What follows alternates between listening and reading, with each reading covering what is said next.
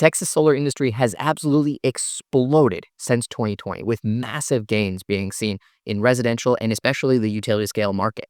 The Solar Industry Association, SEIA, notes that in 2023 and 2024, Texas led all states in new installed capacity, and there's absolutely no sign of them slowing down. Let's take a look at some of the incentives that are driving that solar growth in Texas. And if you want to find a full list, you can go to desire.org/Texas in order to find that, or talk to your local solar installer.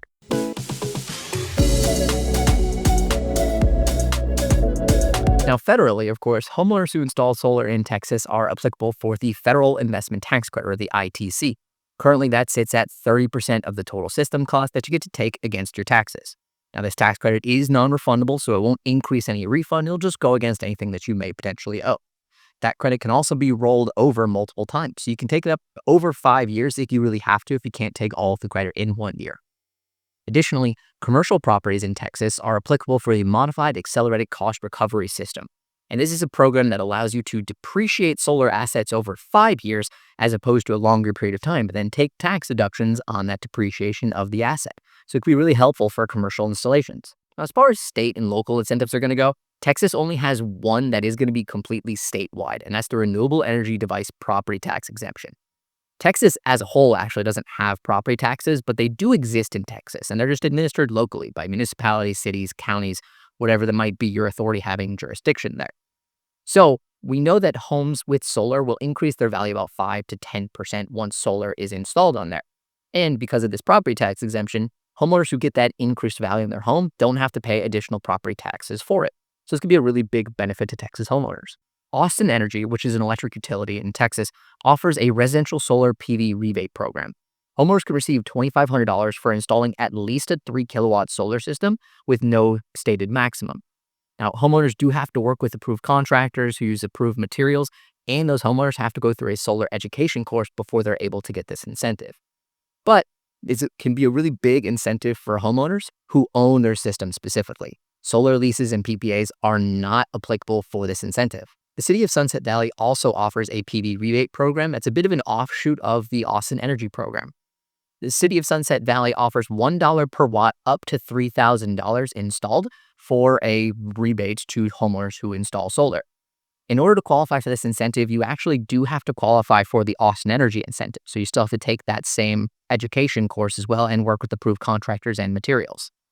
This incentive, though, also notates that the system cost can't be over $6 per watt. So Sunset Valley is actually putting some protections on it for the consumer to make sure they're not getting grossly overcharged for their system.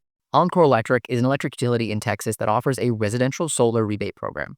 They serve a lot of customers around the Dallas, Fort Worth, and Midland areas, and they offer this incentive to customers who install solar and batteries together specifically. Now, there's a lot of factors that go into the amount that you're going to get, including the azimuth, the direction they face, the size of the system, and it has to be between 3 kilowatts and 15 kilowatts.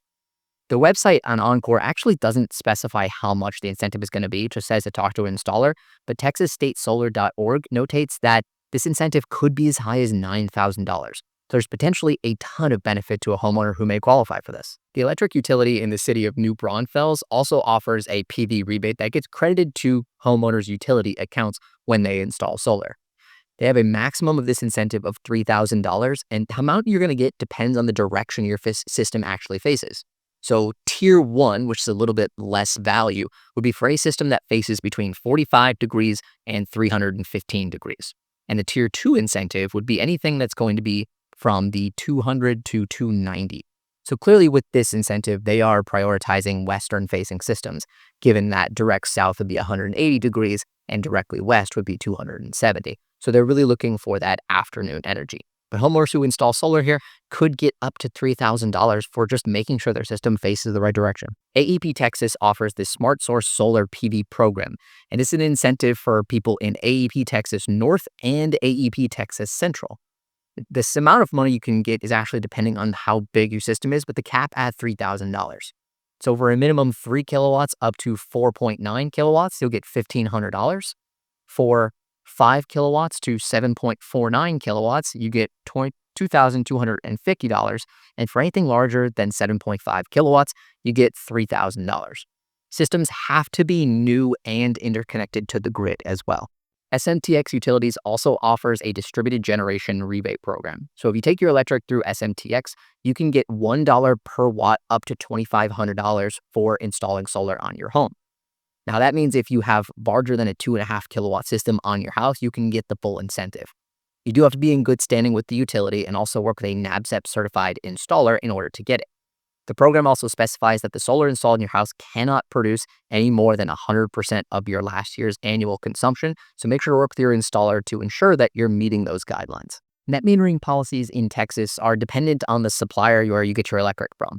So roughly 85% of Texas is called a deregulated market, which means that the electric transmission and delivery is actually separate from the supply, and homeowners in that area can choose what company they want to supply their electricity. So if you're going solar, it's important to look into those different utilities to determine what their net metering policies are and what potentially you could get from sending energy back out to the grid. Now, the other 15% of Texas is a regulated market where you cannot choose your supplier. So if that supplier does not offer great net metering policies, unfortunately, you're kind of out of luck there. But there's a couple of different rate plans that are available for Texas that those utilities will use. There's real-time programs where you're getting exactly real-time wholesale market rate for any energy that goes out. So potentially, depending on the rate that's available at the time, you may not get a lot of money, but you could also make a good amount if that demand is really high. Capped plans are also there where the utility will only give you credit for the amount of energy that your system produced or your home consumed.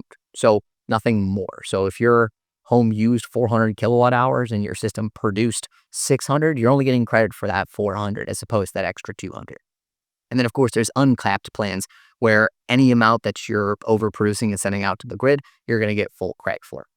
So be sure to talk to your solar installer and look into your utility before you install solar in Texas to see what their rate plans are. And if you live in that deregulated market, check around for a couple different ones and see what gives you the best return on your investment. Now, despite any lack of statewide incentives, clearly there's a ton of local incentives that are available that are pushing homeowners to be able to go solar by giving them a better return on their investment.